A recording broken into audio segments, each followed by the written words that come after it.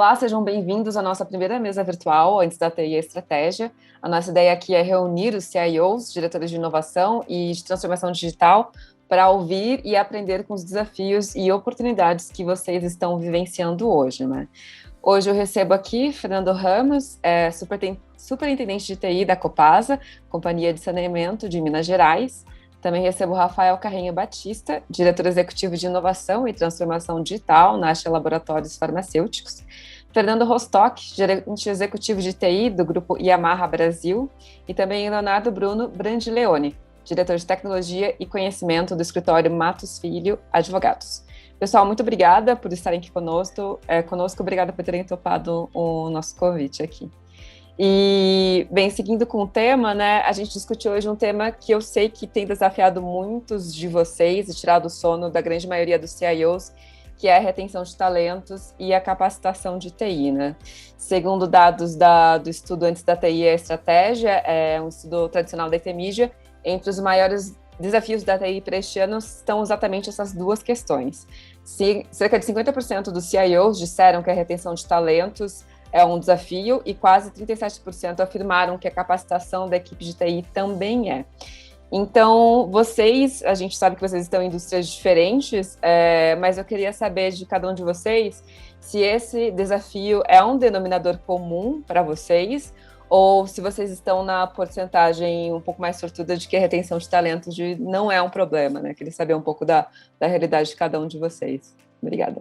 Eu acho que, falando a nível Brasil, né, não tem como alguém falar que não é um problema, né? A gente vê uma escassez de profissionais da área de exatas, né? Então, você parte isso para a área acadêmica, e aí eu digo desde a minha época de engenharia até hoje, então, assim, você entrava 100 possíveis engenheiros num banco de faculdade e saía 10, 15% formado após 5, 6 anos, né? E eu acho que hoje isso não mudou. Então, eu acho que existe um glamour hoje muito forte, todo mundo falando, não, profissional de tecnologia ganha bastante dinheiro, e aí você vê cada vez mais os estudantes buscando o curso de tecnologia, mas quando chega dentro de um curso de tecnologia, ele percebe que ele vai ter que ter a exata, ele vai ter que ter a lógica, ele vai ter que ter cálculo, e aí você vê um grande abandono, e aí você reflete isso no mercado, né? Então, hoje você vê cada vez mais salários astronômicos, no humilde visão, você vê analista júnior ganhando como coordenador e gerentes de outras áreas, por exemplo, então você pega alguém de contabilidade, por exemplo, um gerente, ele ganha muitas vezes o que um analista júnior, um DevSecOps pleno ganha na área de tecnologia. Então, e aí acabou que o mercado é oferta e demanda, então na minha opinião também essa oferta e demanda acabou dando isso, né? Você tem pouca oferta, muita demanda,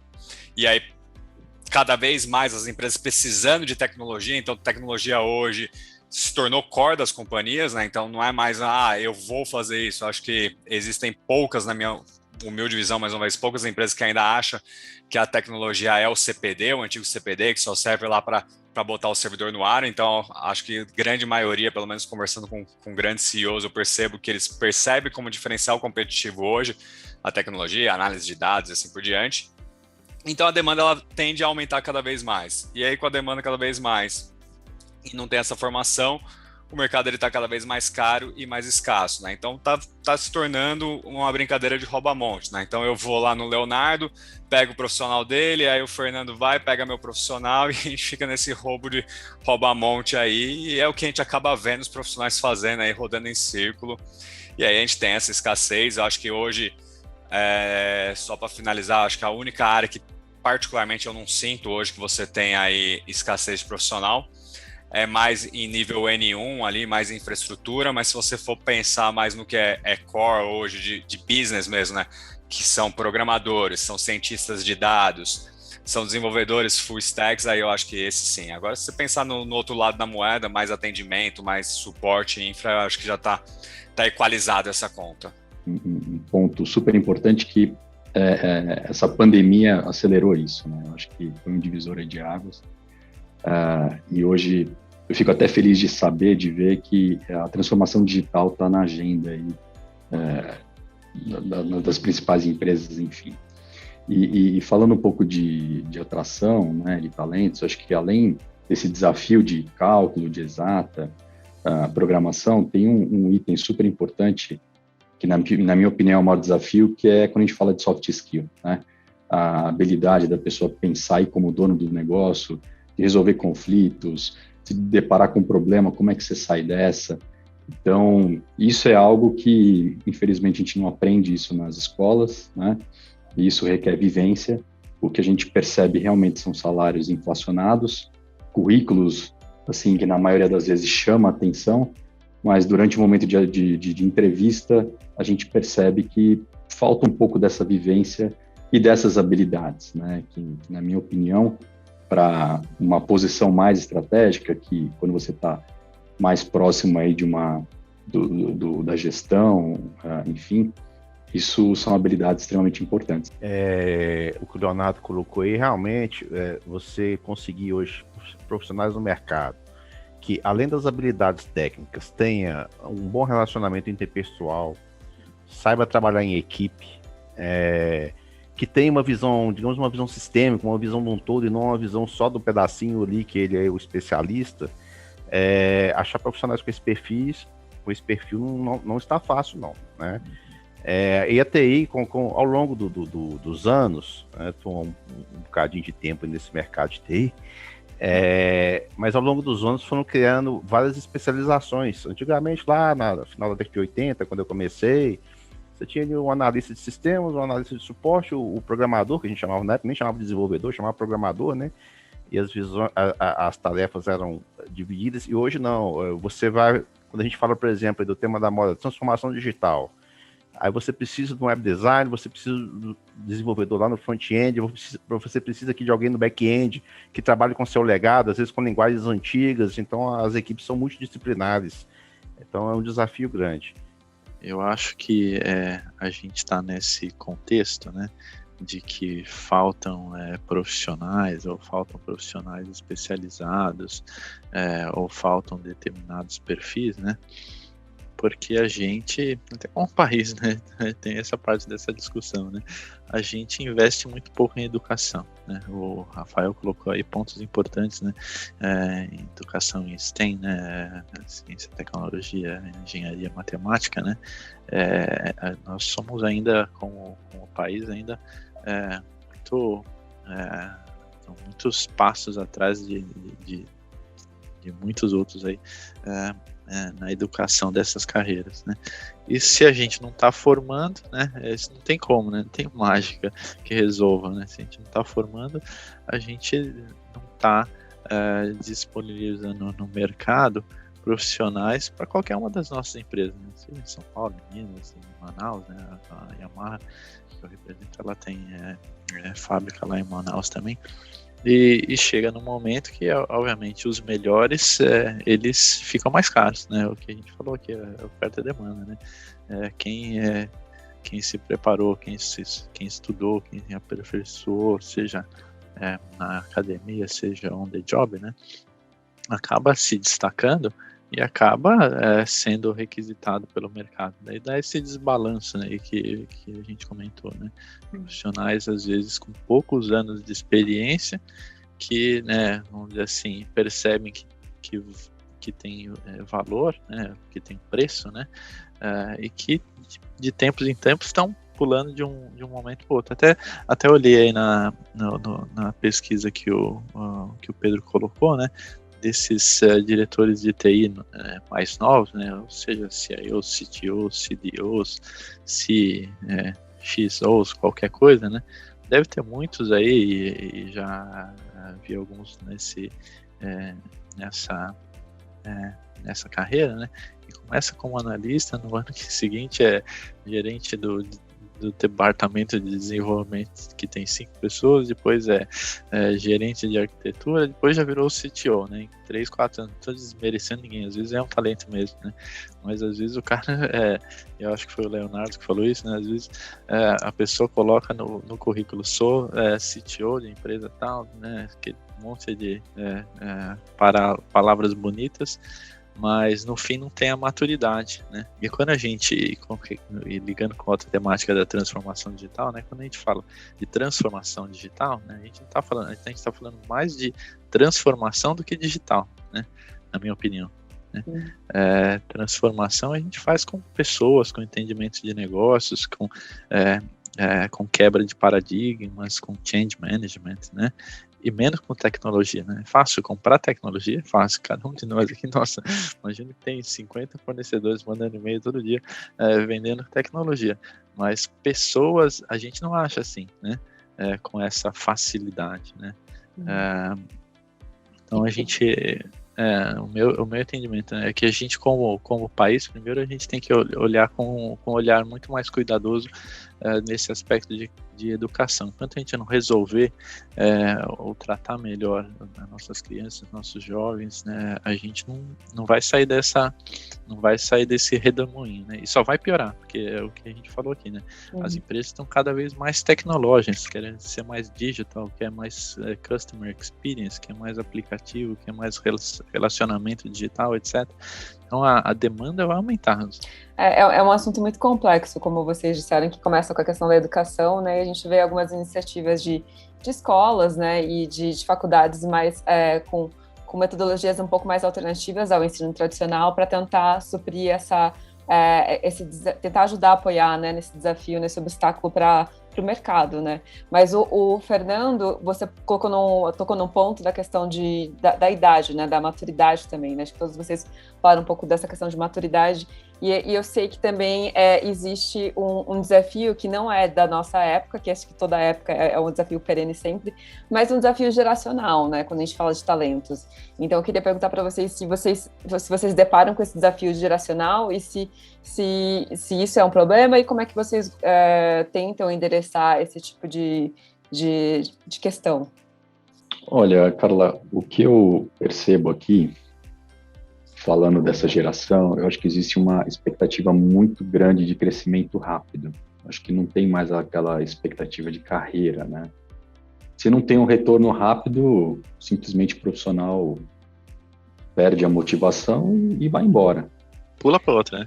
Pula para outra. E assim vai, né? Então, eu acho que isso é um desafio, né? A gente saber lidar com essa geração. E o que a gente procura adotar aqui é muita transparência, sabe? Eu acho que é natural a pessoa querer ir embora, mas eu acho que tem que ter conversas difíceis com as pessoas. Acho que é importante estar muito próximo dos liderados, né? Acho que um ponto importante aqui é a confiança que a gente tenta criar na relação. Eu acho que, na minha opinião, isso é peça-chave, né? Então, a gente procura deixar claro até onde a gente consegue ir com esse profissional, qual que é o plano de carreira, qual que é o timing dela, quais são as oportunidades que nós temos para ela, né?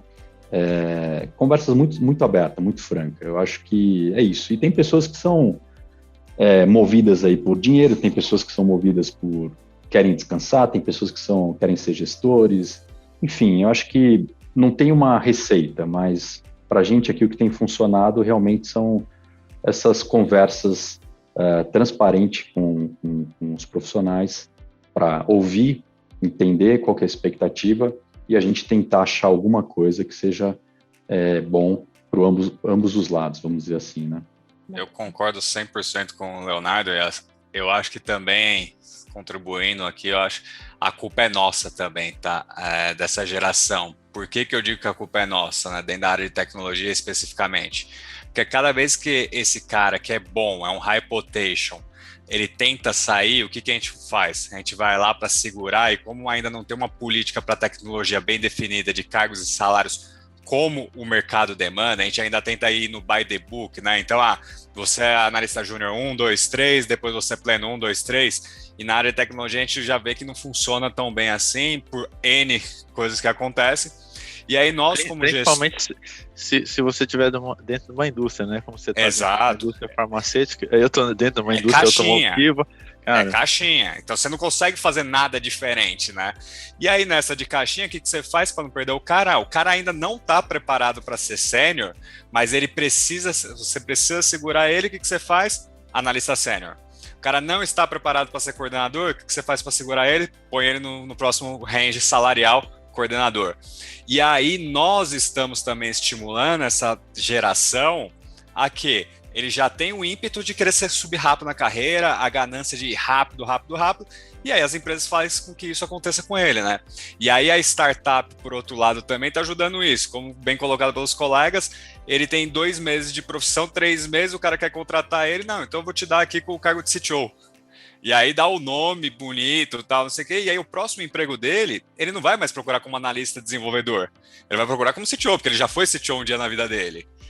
Então a gente acaba pegando essa questão e a gente pega muita imaturidade no mercado pela geração, mas que nós também alimentamos aqui do nosso lado, né? É uma outra questão que eu vejo, assim, foi muito bem falada, a geração em si, né, o momento que a gente vive, eu acho que não é só do nosso país, do mundo, nosso país tem uma questão à parte, que é a questão da falta de estrutura em educação, que já foi citado, né? Mas essa geração é uma geração exponencial, né? Eles querem tudo rápido, eles querem crescer rápido, eles são ansiosos, eles não tem paciência, né? Agora, nós, por outro lado, também, acho que temos um pouquinho de culpa, no sentido, assim, é até um conflito. A gente não tem paciência de formar profissionais, nós queremos os profissionais prontos para trabalhar para a gente já quer o profissional que dá resultado. Então, eu preciso desenvolver um DevOps aqui, especialidade e tal, eu já quero o cara pronto que chegue a dar resultado. E aí, isso é um outro problema também, eu vejo, assim, em outras épocas parece que a gente tinha mais paciência de pegar iniciantes, de formar, de colocar junto a profissionais experientes, né? Tá certo que hoje eles não têm tanta paciência, mas a gente também tem um pouquinho de culpa, a gente já quer o resultado imediato, né? E aí é o que vocês falaram, né? É um momento diferente do mundo também. A gente fala muito da aceleração exponencial, mas enquanto a gente consumidor, a gente pega como exemplo do acelerar os áudios do WhatsApp. A gente não tem mais paciência para quase nada ultimamente, no fim das contas, né? Então, acho que eu também me pergunto, assim, enquanto consumidora, enquanto pessoa e colaboradora, o que isso vai levar da gente daqui 10 anos, né? Enquanto pessoas cada vez mais ansiosas, a conta já não está fechando e acho que vai ser mais difícil fechar mesmo, né? Daqui 10 anos. Como que a gente vai lidar com essa equação? Mas vocês tocaram num ponto também que eu queria saber um pouco mais sobre essa... A gente sabe que nenhuma área das organizações, ela é uma ilha, né? Todo mundo trabalha em equipe, né? Vocês falaram da importância de trabalhar em equipe, mas e o trabalho de TI também para reter talentos, capacitá-los a outras áreas que devem ser bem atuantes desse processo, né? O RH, a área de pessoas, sem dúvida é um protagonista nisso, né? Então, como é que cada um de vocês têm se aproximado, ou assim, como vocês também têm capacitado ou dado, como o Fernando falou, né, dado tempo também para formar esses talentos nessa equação bem difícil que vocês estão me dando? Eu acho que, se eu puder começar aí, eu acho que é uma via de mão dupla, né? Não adianta você, né, dar capacitação se a pessoa não tem interesse, né? Eu acho que isso eu sempre levei para minha vida, né? Desenvolvimento, né? Crescimento tem que ser tem que ser propriedade da pessoa, né? Eu estudei bastante na vida, tenho agradecido as oportunidades que eu tenho, mas sempre que alguém me procura, né, e aí tem a parte da comunicação e do contato de cada um com as suas equipes, sempre que alguém me procura com alguma necessidade, né, e aí tem muitas, né, quero me especializar em cloud, em inteligência artificial, em redes, etc., a gente acha os caminhos, né? Então, eu acho que essa é a parte da liderança, é dar o apoio, né? Porque a área de tecnologia é realmente muito dinâmica, não dá para ficar parada, né?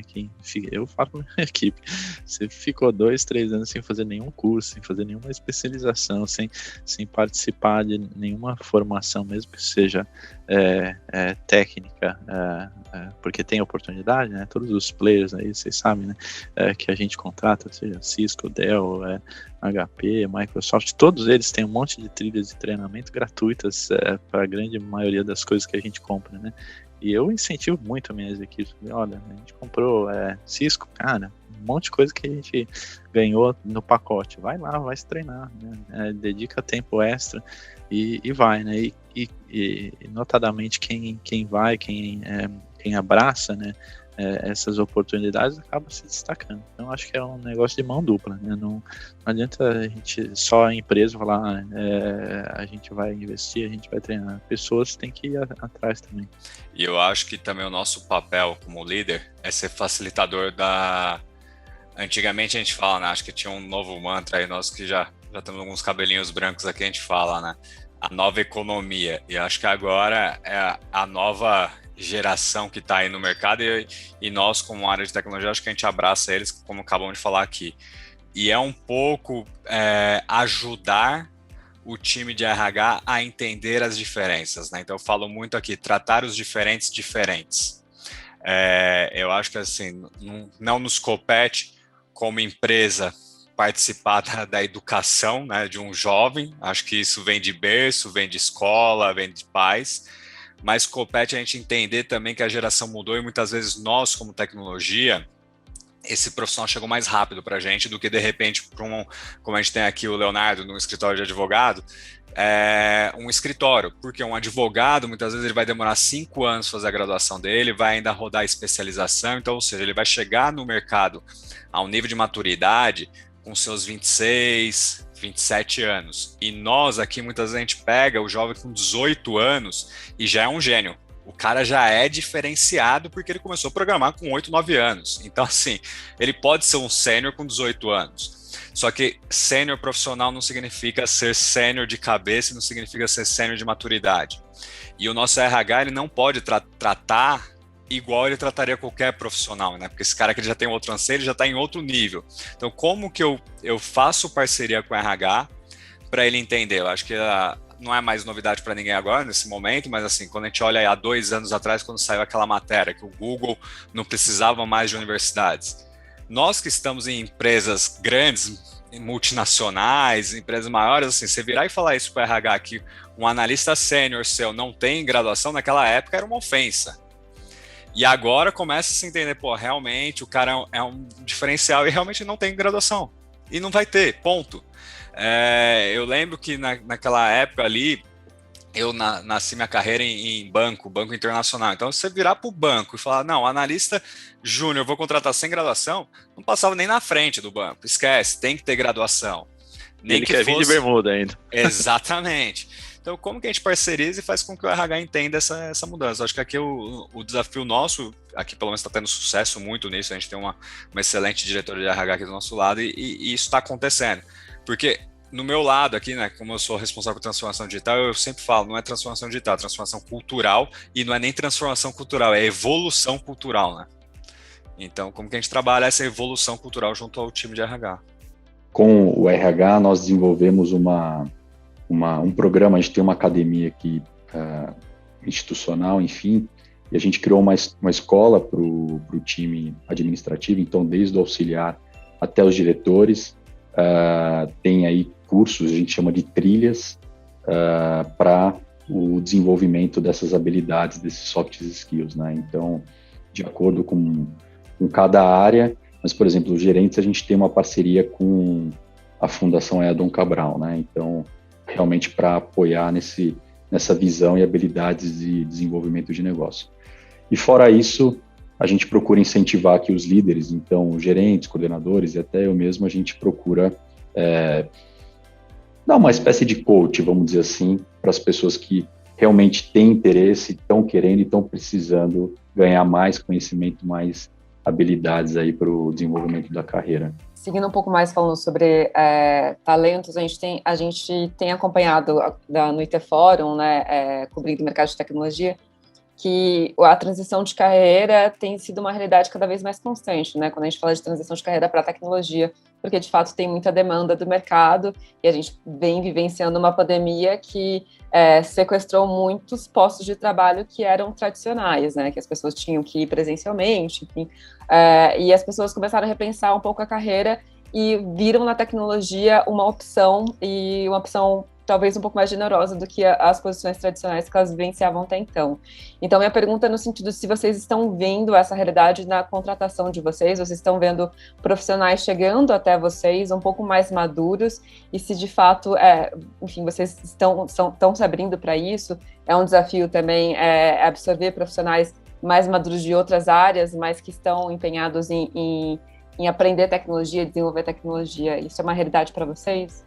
Profissionais mais maduros indo de transição? Da minha parte aqui, não vi isso acontecendo particularmente. Eu acho que assim, eu vejo isso acontecendo em quem mexe com SAP, tá? Principalmente pessoal de controladoria, contábeis, etc. Ele se tornar um funcional FI, CO, SAP, etc. Isso eu vi muito na minha carreira. Mas basicamente ver profissionais migrando de outras áreas para tecnologia, eu particularmente não tenho essa experiência. Aqui tanto isso não é realidade, não. Como o Rafael disse, exatamente. A gente recebi muito quando a gente implantou o SAP na época e tudo, então vários usuários se especializando, virando funcionais. Agora a gente está com um projeto aqui que a gente está indo para S4HANA, inclusive com os modos comerciais também. Aí nesse sentido, sim, esse tipo de migração. Mas tecnologia por tecnologia, alguém do negócio, fora nesse sentido, vir para a área de TI, muito pouco. Eu tenho visto o contrário. Eu tenho visto pessoas que já estão numa carreira gerencial de TI há mais tempo, já tem uma maturidade, tudo sendo convidado para assumir cadeiras no negócio. Isso eu tenho visto que quase aconteceu comigo também, mas não foi o caso, não. Preferi ficar aqui na TI. Isso eu tenho visto. Carla, eu tenho visto bastante interesse de advogados para atuar na área de tecnologia, que na minha opinião é o melhor do mundo, né? Então você olha aí um profissional que conhece bem processos jurídicos com, vamos dizer, um interesse maior aí em tecnologia. E o bom é que advogado, nessa questão de habilidades aí de negociação, de influenciar, de vender um projeto, eu acho que tem um perfil muito adequado. Então eu tenho notado muito isso. Inclusive eu tenho 2 advogadas na minha equipe que largaram o direito e elas hoje estão aqui atuando 100%, inclusive uma delas faz programação aqui interna e tem muita facilidade de lidar com a área de negócio, né? Então, eu tenho visto muito agora, de outras áreas não. A gente tem um projeto aqui do SAP, pode ser que realmente eu passe a ver o que o Rafael e o Fernando estão trazendo, mas realmente são aqui mais advogados querendo atuar na área de tecnologia. Eu nessa pergunta aí, se eu puder complementar, acho que é mais na linha do Fernando Xará meu aí. Eu mesmo sou engenheiro mecânico de formação, mecatrônico, né? E eu trabalhei 3 anos como engenheiro, pois obviamente com questão de automação industrial, robótica, aquisição de dados, etc., acabei me envolvendo em projetos de TI e vim para TI, daí não saí nunca mais, né? E lá naquela época tinha várias pessoas como eu que a gente trouxe da manufatura para TI, da engenharia para TI, porque na engenharia começou a se automatizar também com CAD, CAE, simulação, etc. Então acabou vindo para TI. Mas isso era mais forte antigamente, eu acho.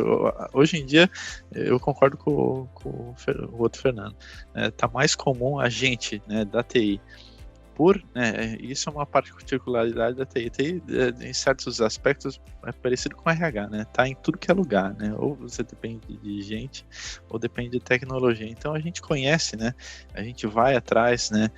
De conhecer os negócios, porque a gente, para fazer as mudanças que tem que fazer com a TI, a gente tem que entender de negócio, não tem outra, né? E uns e outros se envolvem tanto e se aprofundam tanto e tem uma visão holística, né? Uma visão sistêmica de negócio tão abrangente que acabam, né, indo para o negócio mesmo, né? O diretor de digital, diretor de transformação digital, que não é uma cadeira de tecnologia mais, ou até CEO, né, em alguns casos. Eu acho que hoje em dia é mais o inverso do que o primeiro. Eu posso dizer que o meu caso, né? Eu acumulei cadeiras de negócio. Então, como tem a área de dados, então hoje eu sou responsável pela diretoria de estratégia comercial da companhia. Então, por quê? Porque para nós, dados é fundamental para a tomada de decisão e para você falar assim, cara, como que eu me posiciono no mercado em relação ao que está acontecendo. Então, hoje a cadeira de estratégia comercial está comigo. E tem outra questão, né, que é importante, né? Como a cadeira, as posições de tecnologia de liderança, elas tendem, como a gente viu aí nos gráficos, a ser mais jovens, né? E bem ou mal, né? A gente vai viver até muito mais tarde, né? nossas carreiras aqui, de todos que estão aqui, vai até 65, 70, 75 anos, cara, tem uma hora que cansa, né? Vamos combinar, né?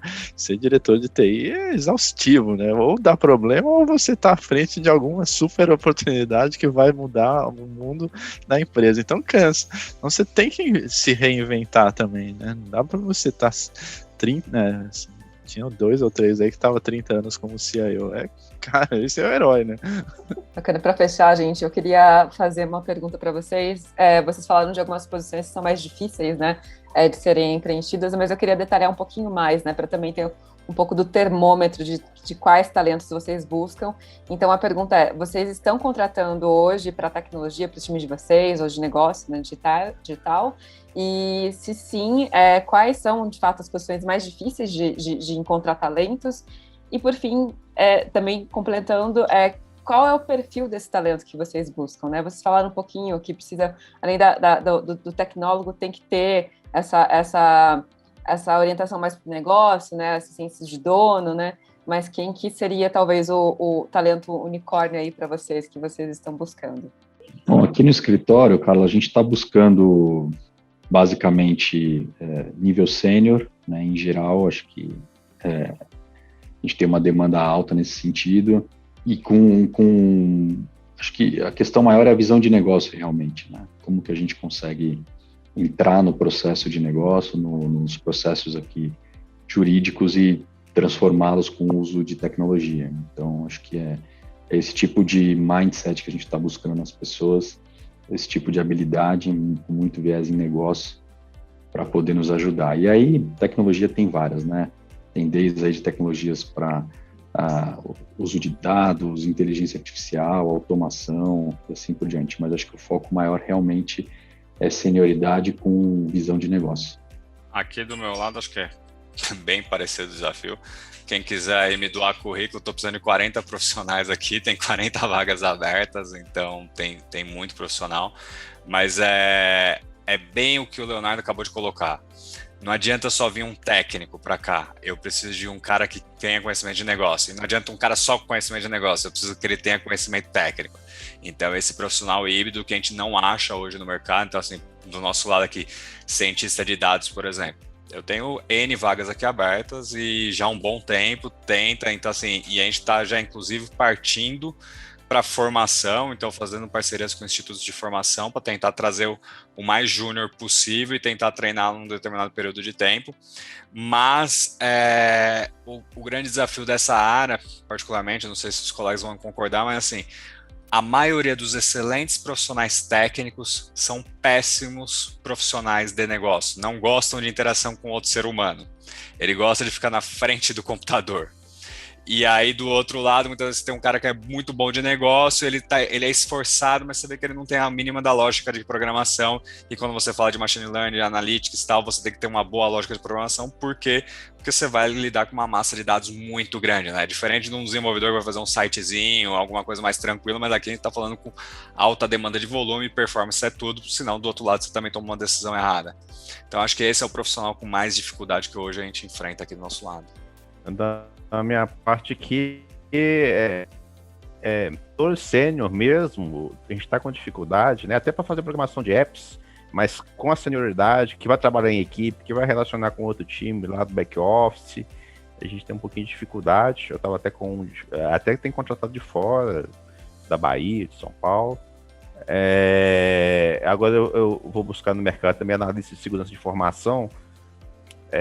Também é um profissional difícil, sabe, assim, uma análise de segurança mesmo, porque você tem o cara que ele conhece um pedaço, o outro conhece o outro conhece um outro, mas no viés de hoje, que a gente está precisando de uma visão maior, assim, de segurança, tá um pouquinho difícil, a gente tá buscando, e até mesmo consultor SAP sênior bom, é difícil, eles são bem disputados, você acha aí, mas na hora que, pra ver se é bom mesmo aquele que se... Como diz um amigo meu, que tem um ditado que é assim, a hora que você fala mia, gata, ele mia mesmo, às vezes é difícil. Vem aqui até com um currículo bonitinho, mas na hora H, peraí, esse cara não tem o conhecimento que a gente precisa, né? Eu acho que a maioria aí, que no meu caso acaba coincidindo, né? A gente teve oportunidade no último ano aqui na Yamaha de abrir várias posições na área de tecnologia, nas mais diferentes frentes aí, infraestrutura, desenvolvimento, está desenvolvendo de forma forte nosso e-commerce, por exemplo, né? Precisamos de profissionais e parte de dados, né? Acho que é uma série como todas aí, né? Ser uma empresa mais data-driven, que é usar melhor nossos analistas de dados, de BI, e quer começar a colocar de vez o pé nessa jornada de dados, né? Não é um pouco dos profissionais todos aí que vocês já falaram, né? E tem mais esses de segurança de informação e data privacy. Nossa, nesse meio ano que passou aí, a gente já perdeu vários para o mercado, perdeu assim, vários.